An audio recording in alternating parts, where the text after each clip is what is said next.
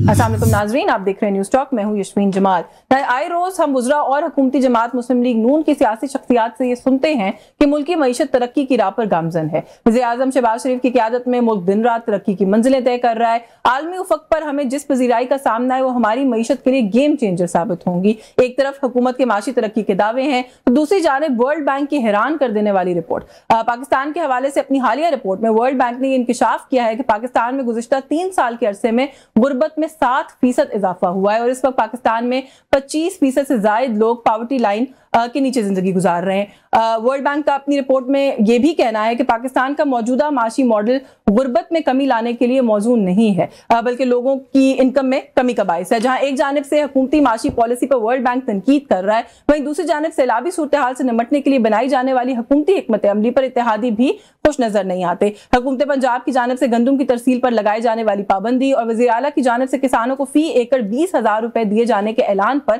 Peoples party नागवारी का इजहार कर रही है। Peoples Party Benazir Income Support Programme के तहत सैलाब मुतासरीन के लिए इमदाद फराहमी का बार बार मुतालबा कर रही है, जिस पर हुकूमत रजामंद नजर नहीं आती। हालांकि खुद हुकूमत वक्त BISP को गुर्बत के खात्मे और शफाफ तरीके से इमदाद की तरसील का एक बेहतरीन मनसूबा करार दे चुकी है। बाकी हुकूमत की जानिब से हालिया माली साल के बजट में इस मनसूबे में अरबों रुपए का इजाफा भी इसी वजह से किया गया था। एक तरफ इत्तेहादियों की नाराजगी और दूसरी जानिब सैलाब की हौलनाक तबाही। हुकूमत के पास इन हालात से नबर्द आजमा होने के लिए कोई प्लान मौजूद है भी या नहीं। थोड़ा सा ये कुछ इश्यूज हैं, ये मामलात हैं, इन पर बात करेंगे। हमारे साथ प्रोग्राम में हमें ज्वाइन किया है पाकिस्तान मुस्लिम लीग नवाज की सीनियर रहनुमा मेंबर है नेशनल असेंबली की आसिया नाज तनूली साहिबा ने। बहुत शुक्रिया आपका प्रोग्राम में आपने वक्त दिया। सीनियर रहनुमा पाकिस्तान तहरीक इंसाफ के अमजद न्याजी साहब हमारे साथ मौजूद हैं। बहुत शुक्रिया न्याजी साहब आपका भी, आपके वक्त में। न्याजी साहब आपसे गुफ्तगू का आगाज कर लूं। सर, दावे हुकूमत की तरफ से बहुत सारे किए जा रहे हैं। वर्ल्ड बैंक की जो रिपोर्ट है वो तो चले वो एक चीज है जो इस वक्त सामने आई है, लेकिन अगर आपसे एक ओवरऑल एनालिसिस मांगूं और ये कहूं कि एक अनबायस्ड मुझे अपना तज्जिया दीजिएगा कि एक बहुत बड़ी तबाही जिसका हमने सामना किया जो कि अभी भी ऑन गोइंग है, आपको लगता है कि कोई काम है जो हुकूमत ने ठीक किया है या आपको लगता है कि वो हैंडल कर पाए हैं? कोई प्लान था गवर्नमेंट के पास? बिस्मिल्लाहिर्रहमानिर्रहीम। यशवीन, आपने एक बड़ा कम्प्रिहेंसिव सवाल भी किया है और मुझे उम्मीद है कि आप मुझे उसके मुताबिक टाइम भी देंगे। जी जी श्योर। मैंने आज से कुछ अर्सा पहले आप ही के प्रोग्राम में मैंने ये अर्ज की थी, इस वर्ल्ड बैंक की जो रिपोर्ट है उसमें कहा जा रहा है कि 12.5 करोड़ लोग जो है, अभी उन्होंने इसको मजीद इसके ऊपर डिबेट की है कि जो खतरे गुर्बत से नीचे चले गए हैं पिछले 3 साल में, यानी कि आप एक वक्त की रोटी से भी नीचे चले गए और 2.5 करोड़ लोग बेरोजगार हो गए। ये मैं नहीं कह रहा, ये अनबायस्ड चीजें है ना जी। तो वो क्या, इसका मतलब है कि इनकी जो माशी पॉलिसी है वो नाकाम हो चुकी है और खुद वर्ल्ड बैंक कह रहा है, मैं नहीं कह रहा। तो आप खुद फिगर्स उठा के, लेकिन डेली के 25 अरब रुपए जो है वो डेली के लोन लिया जा रहा है गवर्नमेंट को रन करने के लिए। और आज मैं देख रहा था कि 1250 अरब जो है उस सर्कुलर डेट को कम करने के लिए वो भी लोन लिया जा रहा है मुख्तलिफ बैंकों से, यानी कि लोन लेके लोन वापस किया जा रहा है, समझे। उन्हीं को वापस किया जा रहा है ना जो IPP चला रहे हैं, तो उनको नवाजा जा रहा है एक सत्ता से। और आप खुद देखें कि सैलाब में तकरीबन 70 लाख लोग डिसलोकेट हुए हैं और आप अंदाजा करें कि जो अपनी जमीनों पे वापस जाएंगे उनको अपनी जमीन तैयार करने में उनको कितना, 20,000 तो पीनट है ना। उसमें क्या होगा? अच्छा, ना उनको प्रॉपर इस जो मुश्किल में जब वो वापस जा रहे हैं, जब वो डिसलोकेट हुए, ना उन्हें प्रॉपर दी गई, ना प्रॉपर खाना दिया, ना प्रॉपरली उनकी लुक आफ्टर की गई। ये मैं दावे से इसलिए कहता हूं कि मैं खुद बहुत सारे एरिया में विजिट पे गया और मैंने देखा कि वो लोग इनकी नाअहली निकम्मेपन से मर गए हैं, तबाह बर्बाद हो गए हैं, सिर्फ सैलाब से नहीं। और फिर बहुत मैं समझता हूँ, लेकिन न्याय साहब थोड़ा सा इसमें ये जरूर कहें, आप कह रहे हैं आप उन इलाकों में गए हैं, सर आपको नहीं लगता इतना बड़ा डिजास्टर था, हर जगह तो नहीं पहुंच सकती ना हुकूमत भी? जो थोड़ा बहुत काम अगर हुआ है तो मेरा ख्याल है कि फिर हुकूमत किस हुकूमती मशीनरी क्यों नहीं पहुंच सकती है? अल्लाह ने आपको हुकूमत दी है, चाहे फॉर्म 47 की दी हो, आपने इख्तियार छीना है, उस छीनने के नतीजे में आपके पास यूनियन काउंसिल से लेके DC तक, DC से लेके कमिश्नर तक और फिर आप खुद टिकटॉक पे मसरूफ हैं। अगर टिकटॉक से खुदा के लिए बाहर निकल के लोगों की मुश्किलात को देखा हो जाता तो हल हो सकता है। देखें, आप किसी भी मुश्किल में उसकी मुश्किलात की कमी पता कैसे करते हैं?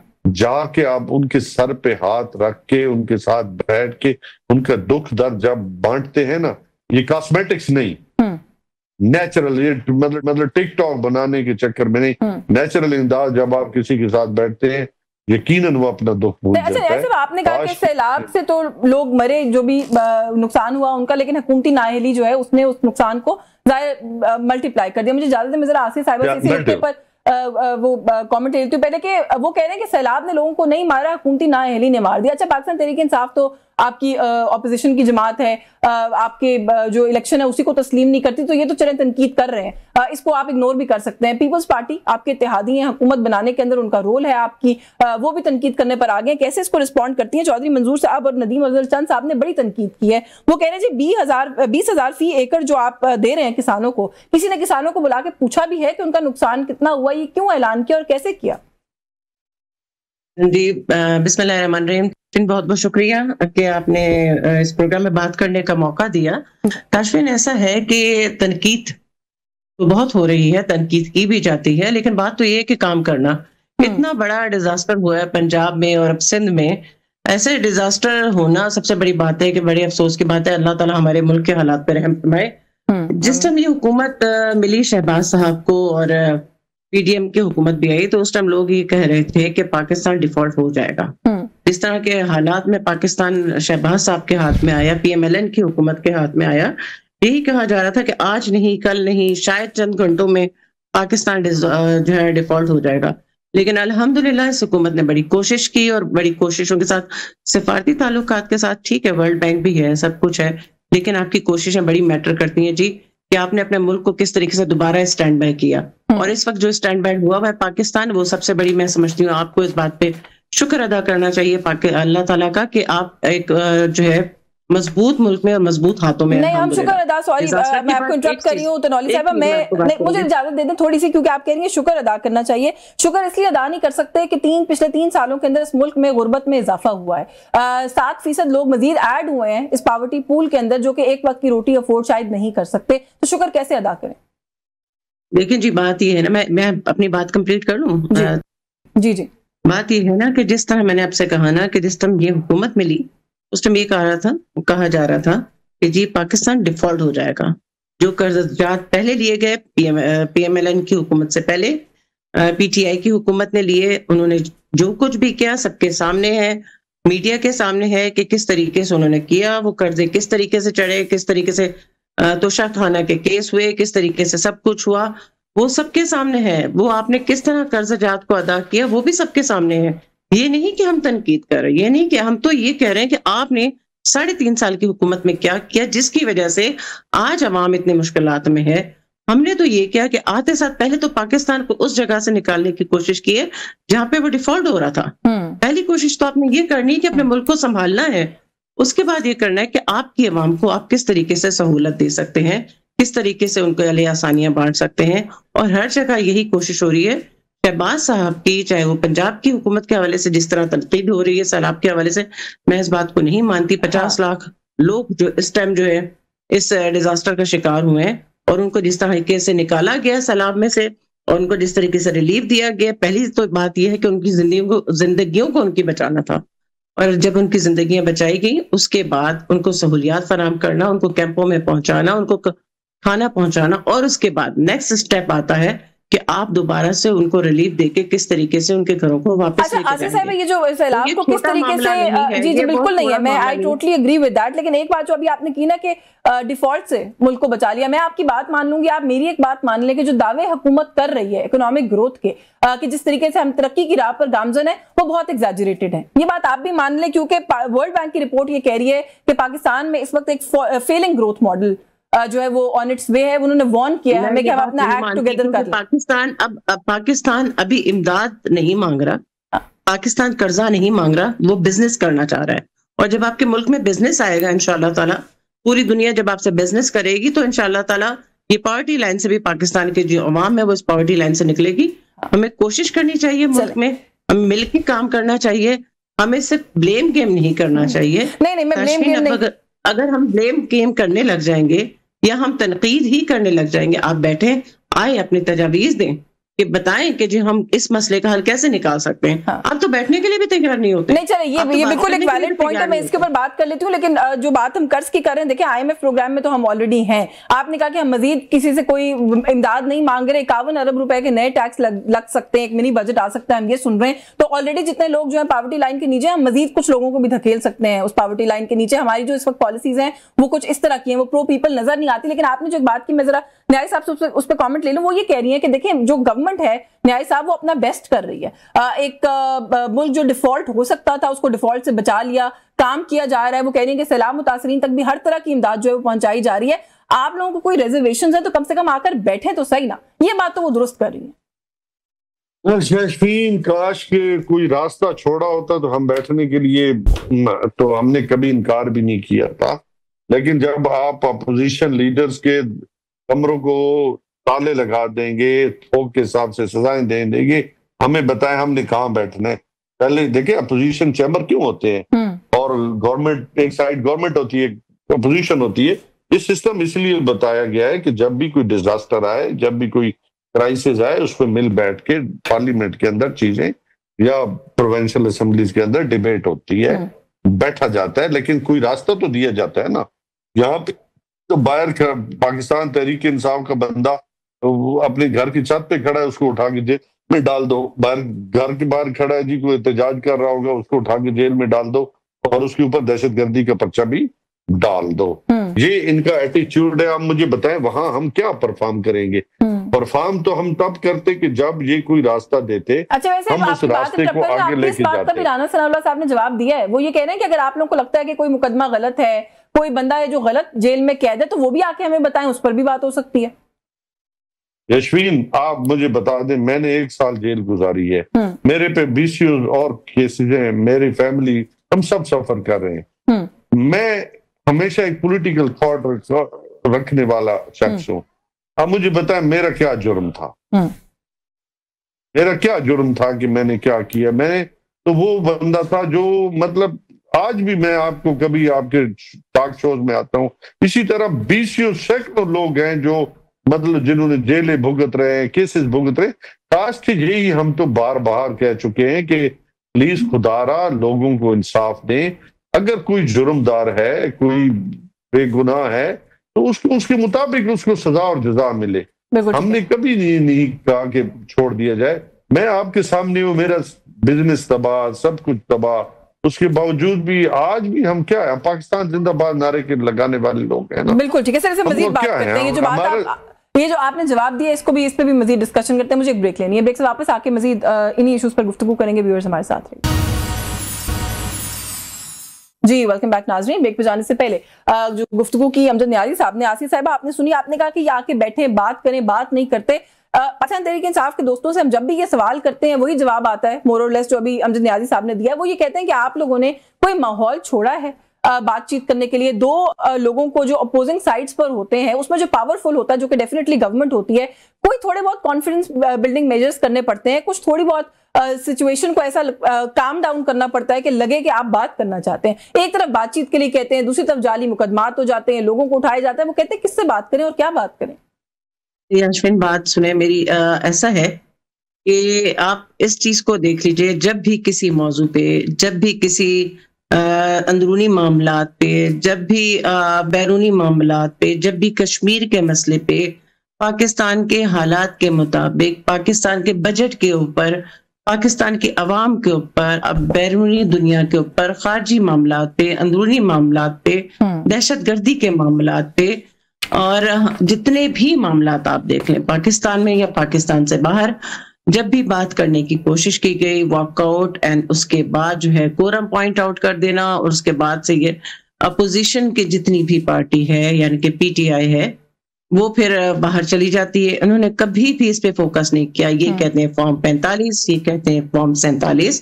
मैं इस बात को नहीं मानती इनकी कि इन्होंने कभी बैठ के बात करने की कोशिश की हो। एक ही एजेंडा, जो कि आपने पार्लियामेंट में भी देखा होगा कि एक तस्वीर होती है कि इमरान खान को रहा करो और खान को रहा करो। इसके अलावा कोई बात नहीं होती। इवन कि आपके बजट के ऊपर आपको तजावीज देनी चाहिए थी, आप बताते हो कि कहाँ कहाँ हमारे बेहतरी हो सकती है, आवाम के लिए हो सकती है, मुल्क के लिए हो सकती है, लेकिन तजावीज नहीं, ऐसी कोई बात नहीं है। ये कोई ऐसी बात नहीं है। जमहूरियत में आपके इख्तलाफात भी होते हैं, जमहूरियत में तनकीद भी होती है, जमहूरियत का हुस्न है। लेकिन आपने देखा इसी तरीके से हुआ है हमेशा कि जमहूरियत में आपकी तजावीज भी होंगी, तनकीद भी होगी, लेकिन उसको मिल बैठ के किया जाता है। हमेशा आपको अपॉर्चुनिटीज ही मिलती हैं कि जब गवर्नमेंट की पार्टी में होते हैं। आपने इमरान खान साहब के दौर में देखा कि इमरान खान साहब तो बात करने को ही तैयार नहीं होते थे, अपोजिशन लीडर। थोड़ा सा गुफ्तगू को आगे बढ़ा लूं before I go back to Niazi sahab. आपने कहा जमहूरियत की कुछ चीजें बताएंगे, जमहूरियत में क्या होता है। जमहूरियत में तो आसिया साहिबा एहतजाज करने की गुंजाइश भी होती है, बल्कि जमहूरियत में ही होती है। पाकिस्तान तहरीक इंसाफ फिर जलसा करना चाह रही है। 2013 से लेके आज तक एहतजाज ही कर रहे हैं। इनका काम क्या हुआ ये? लेकिन और आप करने नहीं दे रहे, आप लोग रोडे अटका रहे हैं, आप लोग भी कंसिस्टेंट हैं काम। और जब भी हुकूमत आई है, PMLN की हुकूमत आई है, उन्होंने काम ही किया है और काम करते रहे हैं, और आज भी वो काम कर रहे हैं। इनके एहतजाज के अलावा मैंने कुछ भी नहीं देखा। चले मैं न्याय साहब से इसके ऊपर कमेंट ले लेती हूँ। बाद अभी पार्लियामेंट में आए। हाँ जी बिल्कुल जी, न्याय साहब वो कह रही हैं आपसे एहतजाज ही कर रहे हैं 2013 से, उसके अलावा तो आप लोगों ने कुछ नहीं किया। हुकूमत में आकर भी कोई काम जमहूरियत किस जमहूरियत के देखे दो पहिए हैं। मैंने पहले कहा कि फॉर्म 47 की गवर्नमेंट, आज भी हम नहीं मानते, कल भी नहीं मानेंगे, लेकिन क्या हमने ये नहीं कहा कि अपोजिशन भी तो है ना? क्या हमें ये अपोजिशन दें? अपोजिशन के साथ जो सलूक किया जाता है, आज 27 को हमारा जलसा है पेशावर में, ये पीके के अंदर, लेकिन पंजाब में अभी से लोगों के घरों पे पुलिस जो है वो उनके डोर्स खटखटा रही है, तंग कर रही है, उनको मतलब मेंटली टॉर्चर कर रही है। तो क्या ये जमहूरियत है या ये वो सलूक मैंने जो पहले अपने सेगमेंट में कहा कि ये सलूक क्या जमहूरियत के मुतकाजी है या जमहूरियत के को स्ट्रेंथन करता है या कमजोर करता है? और हम कोई वायलेशन की तरफ नहीं जा रहे हैं, हम कोई अल्लाह माफ करे कोई हम टेररिस्ट ग्रुप नहीं है, हम एक पॉलिटिकल सोच रखने वाली जमात है जो कथारसिस पे, डिबेट पे और पॉलिटिकल स्ट्रगल पे यकीन रखती है। हमारा कोई एजेंडा नहीं है, हमारा सिर्फ एक ही एजेंडा है, कानून और कायदे के मुताबिक पाकिस्तान को चलाया जाए। आसिया साहिबा कह रही हैं आप लोगों का एक ही एजेंडा है, आप लोग कहते हैं इमरान खान को रिहा कर दें।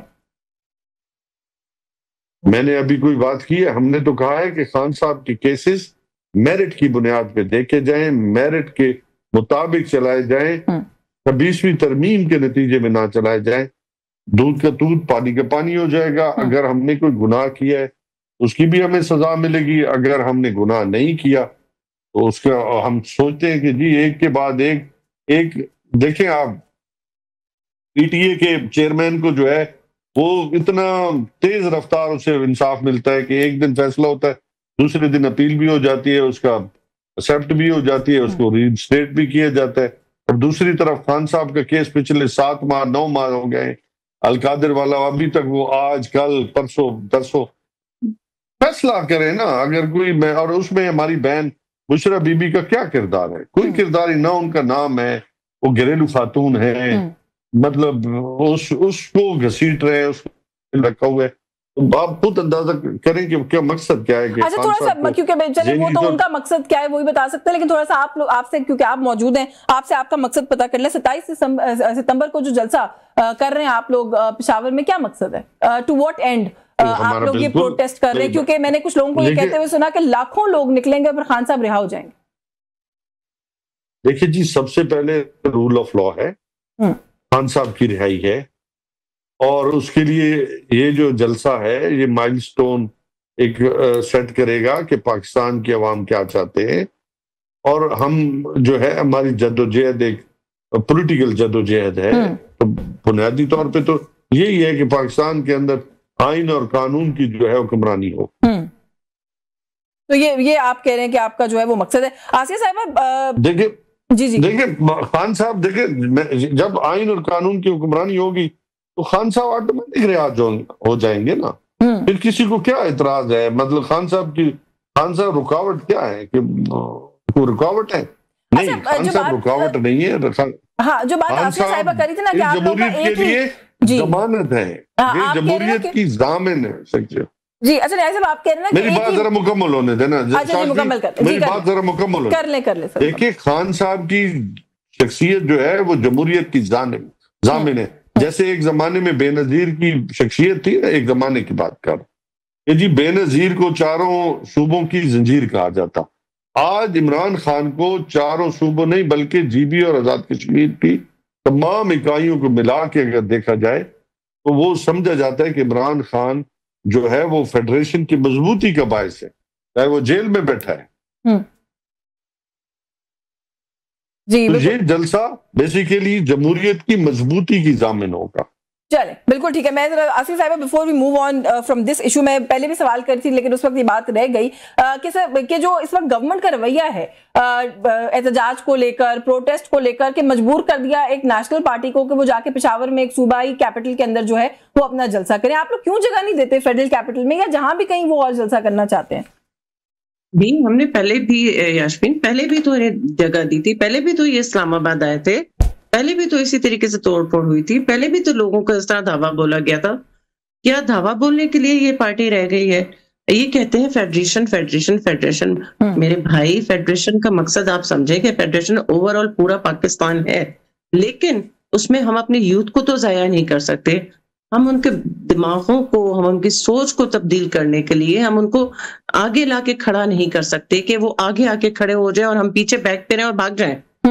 हम ये कैसे कह सकते हैंगे कि आप ठीक है, आप कहते हैं बुशरा बीबी हमारी बहन, बिल्कुल मरियम नवाज भी तो हमारी बहन बेटी है। हमने उस टाइम क्यों आवाज बुलंद नहीं की जब उनके कमरे का दरवाजा खोल के उनको निकाला गया? हम उस टाइम क्यों नहीं बात कर रहे थे कि उस टाइम हमारी बहन बेटी के सर पे चादर थी? अच्छा हम तो कर रहे थे खैर, लेकिन मैं हमेशा हुकूमती लोगों से ये सवाल पूछती हूँ कि जो माजी में हुआ गलत था उसको क्यों दोहरा रहे हैं आप? गलत, हम गलत को गलत कह रहे हैं, नहीं होना चाहिए। हम यही कहते थे कि ना करें, रिपीट हो रहा है ना आप लोगों के दौर में कि ना करें। लेकिन अब जो केसेस की बात आती है, अदालतों में केसेस हैं, आप उसको देखिए, उसका फॉलो अप करें। देखिए जिस तरीके ये हमारे पास तो केसेस नहीं ना, केस तो अदालतों में चल रहे हैं। आपने उन अदालतों से केस लड़ने हैं, उन अदालतों का फैसला होगा, उसके बाद ही जो कुछ होगा आपके सामने नजर आ जाएगा। हमने तो केस नहीं करना ना। नहीं, लेकिन ये कोई सियासी इंतकाम भी जी, ये कोई सियासी इंतकाम नहीं है जी, ना कोई सियासी इंतकाम था ना सियासी इंतकाम है। अदालतों से पहले भी केस मियां मोहम्मद नवाज शरीफ साहब के ऊपर जब केस हुए उस वक्त भी उन्होंने बिल्कुल जमामर्दी के साथ वो केस लड़े और माशाल्लाह और अल्हम्दुलिल्लाह, अल्लाह का लाख लाख शुक्र है कि वो उन केसों को लड़के फिर बरी भी हुए। मकसद ये नहीं है। और कौन कहता था कि जी मियां साहब के ऊपर मैं उनको जला दो, गिरा दो और ये कर दो, मैं गिरबान से पकड़ के खींच के लेके आ जाऊंगा और इस तरीके से कर दो। अरे भाई उस वक्त को आप देखें, आप क्या कर रहे थे। दुख होता है हमें उस टाइम को भी सोच के कि हम उस टाइम की सोच को देख के हम नहीं कह सकते कि कोई भी लीडर, चाहे पाकिस्तान का कोई, हम लीडर तो मानते नहीं भारत, लेकिन कोई भी इंसान ऐसा कहे कि अपने वजीर आजम के लिए कि मैं उसके साथ ये कर दूंगा, मैं उसके साथ ये कर दूंगा, या इस तरीके से कर रहे हैं। स्पोर्ट्स के अंदर स्पोर्ट्समैन स्पिरिट होती है। मुझे नहीं पता पॉलिटिक्स में क्या टर्म होनी चाहिए, लेकिन दूसरी जमात के लीडर को लीडर तो मान लेना चाहिए मेरा ख्याल है। वो भी एक बड़ी मकबूल सियासी जमात के लीडर को, जिनकी सिंगल लार्जेस्ट पार्टी इस वक्त भी पार्लियामेंट में है, अगर वो जो डिस्क्वालीफाइड लोग हैं उनको भी काउंट कर लिया जाए। मुझे एक ब्रेक लेनी है, ब्रेक से वापस आके मजीद इस इशू पर भी बात करते हैं और थोड़ा सा जो यूएन के प्लेटफॉर्म के ऊपर तकरीर भी करनी है। हमारे प्राइम मिनिस्टर ने एक साइडलाइन के ऊपर बड़ी इंपॉर्टेंट मीटिंग भी हुई है, उससे एक बड़ा पॉजिटिव जो है वो मैसेज भी गया है डोनाल्ड ट्रंप की और हमारे प्राइम मिनिस्टर की। थोड़ा सा उस पर भी बात करेंगे, हमारे साथ रहेगा। जी वेलकम बैक नाज़रीन। ब्रेक पे जाने से पहले अमजद न्याई साहब, सर जो नुक्ता मैंने छोड़ा था सदर ट्रंप की, सर प्राइम मिनिस्टर शहबाज शरीफ से और नायब प्राइम मिनिस्टर जो वज़ीर आज़म हैं इसहाक डार साहब, उनसे बड़े खुशगवार मूड में मुलाकात हुई है। वो कोई थम्स अप वगैरह भी दे रहे थे, आपने अगर वो विजुअल्स जो हैं वो देखे हों तो आपको लगता है कि जो हमारी हुकूमत है वो इससे थोड़ा सा ज्यादा स्ट्रॉन्गर भी फील करेगी, इंटरनेशनली भी हमारा मैसेज जो है वो अच्छा जाएगा, वो बेहतर जाएगा? इससे क्या स्ट्रॉन्गर फील करेगी? देखिए, जब भी आप इंटरनेशनली डिप्लोमेटिक अंदाज में या आपके एमओयूज या एग्रीमेंट्स होते हैं, देखा ये जाता है कि आपने क्या हासिल किया और आपने उनको क्या दिया। तो ये तो तब पता चलेगा कि ट्रंप के साथ जो ट्रंप कह रहा है, क्या वो नेशनल असेंबली में चीजें अगर सामने रखी जाती तो उससे थोड़ा एतमाद बढ़ता कि जी ट्रंप ने हमसे ये मांगा था, हमने ये दिया और ये नहीं दिया। हाँ, अगर कोई सीक्रेट चीजें हैं तो उसके लिए इन कैमरा सेशन हो जाते हैं और पार्लियामेंटेरियन को एतमाद में लिया जाता है, ताकि वैसे देखें क्या आपने इंडिविजुअल्स मूव्स करनी है या आपने एज ए कॉम मूव करना है। ये असल नुक्ता है। हम मुआहदात के, इंटरनेशनली मुआहदात के खिलाफ नहीं है। हमने अभी सऊदीया का जो खान साहब ने खुद जो है ट्वीट भी किया है, खैर मकदम भी किया है इस मुआहदे को। इसी तरीके के साथ हम अमेरिका के साथ अगर कोई मुआहदे हैं, अगर इसमें एतमाद में लेंगे तो हमें भी एतमाद आएगा। मुआहदा तो खैर सर नहीं कह सकते, लेकिन एक अच्छा कॉन्फिडेंस नजर आया लीडरान के दरमियान दोनों। कॉन्फिडेंस में क्या हमारी इकॉनमी बेहतर हो गई? आप खुद मुझे वर्ल्ड बैंक की रिपोर्ट बता रही है, उसके मुताबिक तो हमारा दिवालिया निकल चुका है। देखिए, तब ये थम्स अप हमारे लिए तब अच्छे होते कि हम कोई डिलीवर कर रहे होते। ये नाअहलों और निकम्मों की वो जमात है जिसने रईस है पाकिस्तान की जो है, मैं समझता हूँ बेख निकाल दी है। और मैं जो ताकतवर हल्के हैं उनको भी कहना चाहूंगा कि आप लोग कब तक इनका बोझ उठाएंगे? और ये खुद अपना बोझ नहीं उठा पा रहा है जो खुद। लेकिन सर इस सारे के बीच में भी ये क्रेडिट दे दीजिए कि हुकूमत का ही क्रेडिट है कि इस वक्त सिफारती सतह के ऊपर पाकिस्तान खासा प्रोमिनेंट है, और शायद पहली मर्तबा हुआ है कि अमेरिका के साथ भी बैक वक्त अच्छे ताल्लुकात हैं, चाइना के साथ भी हम ऑन बोर्ड हैं, रीजन के अंदर दीगर ममालिक के साथ भी अच्छे ताल्लुकात हैं। यहाँ हमने कब इसको कहा है कि नहीं होने चाहिए? हमने कहा है कि हर ताल्लुकात जो है तो ये देखा जाता है कि हमें कितना मिला या हम कौन सी पिच पे खेल रहे हैं, जिससे पाकिस्तान जो है वो स्टेबल पाकिस्तान बनेगा, उसकी इकोनॉमी बेहतर होगी, पाकिस्तान आगे की तरफ प्रोग्रेसिव पाकिस्तान के तौर पे। हमने हमेशा ये ख्वाहिश की है कि पाकिस्तान तरक्की करे। हमारा बुनियादी अच्छा, आपका मुतालबा भी अपनी जगह बिल्कुल दुरुस्त है, आप लोगों का राइट है एज एन ऑपोजिशन पार्टी, लेकिन सर मैं सिर्फ इतना कह रही हूँ कि ये इतराफ करे ना कि सिफारती सतह के ऊपर हुकूमत को कामयाबियां हासिल हो रही हैं। हुकूमतें हमेशा नहीं होती, इसके पीछे एक बड़ा लंबा कैथारसिस होता है। अपना जैसे फॉरेन ऑफिस हो, उसके साथ मिलके कई और डिपार्टमेंट होते हैं जो काम कर रहे होते हैं। हुकूमतें तो आती जाती रहती हैं, लेकिन ये जो पीछे स्टेट काम कर रही होती है ना, ये लंबी इस पे डिबेट होती है, लंबी मेहनत होती है। और इसमें कहना कल हम जो क्या बहुत सारी हमारी अचीवमेंट थी उस दौर की, आप देखें JF10 था ना, JF10 जिसे कहते हैं, तो ये हमने उस वक्त लिए था। तो हम इसको हम क्या कहेंगे, हमारा क्रेडिट था, बिल्कुल हम भी कहते हैं हमारा था। लेकिन जब जंग लड़ी गई तो पूरे पाकिस्तान ने लड़ी ना, किसी मैं भी सर बस यही गुजारिश करने की कोशिश कर रही थी, आप मान नहीं रहे, लेकिन सर यही अर्ज थी कि जो जीत होती है अल्टीमेटली फायदा है वो पाकिस्तान के, ना नून लीग का इंडिविजुअली है, ना पाकिस्तान तहरीक इंसाफ का। और फाइनल नॉट सर मैं तो यही कह रहा हूँ, हाँ, जो वक्त की हुकूमत होती है फाइनल नॉट तो वही देती है ना, चाहे कितना भी लंबा प्रोसेस हो। फायदा होगा। हाँ, मेरी बात सुने यशवीन, हमेशा पाकिस्तान के मफाद के साथ हमारा मफाद है। ठीक है। और दूसरी बात है कि पाकिस्तान है तो हम सब का वजूद है। अगर पाकिस्तान नहीं होगा, मुश्किल में होगा, तो कौन सफर करेगा? पाकिस्तान की अवाम, हम लोग। हमारा जीना मरना तो पाकिस्तान में ना, हमारा कोई वो लोग तो नहीं है ना जिनका बाहर एसेट्स हैं। हमारे जो कुछ है, जितना भी है, झोपड़ी है, घर है, मकान है, वो पाकिस्तान में है, और हम जीना चाहते हैं और यहीं पे मरना। चलें, इजाजत दें सर, मैं थोड़ा सा यही नुक्ता लेके जो है वो आसिया साहिबा की तरफ जाना चाह रही हूँ कि थोड़ा सा एक तज्जिया ये किया जा रहा है आसिया साहिबा कि ये जो एक साइडलाइंस के ऊपर मीटिंग हुई, एक बड़ी पॉजिटिव बॉडी लैंग्वेज नजर आई प्रेसिडेंट ट्रंप की और प्राइम मिनिस्टर शहबाज शरीफ से मुलाकात के वक्त, तो ऐसा लग रहा है कि हुकूमत जो है वो शायद अब ज्यादा कॉन्फिडेंट फील कर रही होगी। कुछ लोग कहते हैं अमरीकी आशीर्वाद हासिल हो गया है, तो कॉन्फिडेंस तो बनता है फिर। मैं ये कहना चाहूंगी याशीन कि ट्रंप साहब ने तमाम इस्लामी ममालिक के साथ मुलाकात भी की, उनके सरबराहों के साथ, उसमें शहबाज साहब भी मौजूद थे। और दूसरी बात ये कि बिल्कुल जी थम्स अप करना बात ये नहीं है, बात ये कि हमने पाकिस्तान को किस तरह मजबूत बनाना है। सफारती ताल्लुकात में 10 मई के बाद, उस वाक़े के बाद सफारती ताल्लुकात में जिस तरीके से बेहतरी आई और पाकिस्तान ने अपना केस पूरी दुनिया में इस तरह लड़ा है, मैं समझती हूँ ये स्ट्रॉन्ग केस जो लड़ा है और पॉजिटिव, जो कि दुनिया के सामने पाकिस्तान का पॉजिटिव फेस सामने आया है। इतनी दहशतगर्दी के बाद, इतनी तबाही के बाद, दहशतगर्दी के बाद पाकिस्तान का इतना बड़ा फेस सामने आना पॉजिटिव, ये बहुत बड़ी बात है। और पाकिस्तान को से बात नहीं करेगा भारत, तब तक भारत से बात नहीं कर सकते।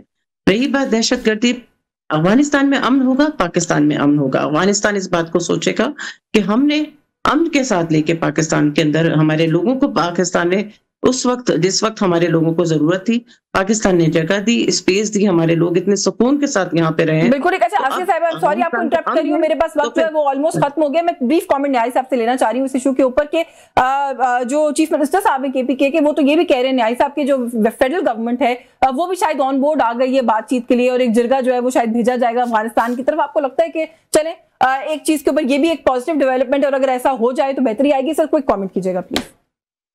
बिल्कुल उससे बेहतरी आएगी। देखिए, जब आपकी आवाम आपके साथ खड़ी हो जाए तो फिर दहशत गर्दों को स्पेस नहीं मिलती।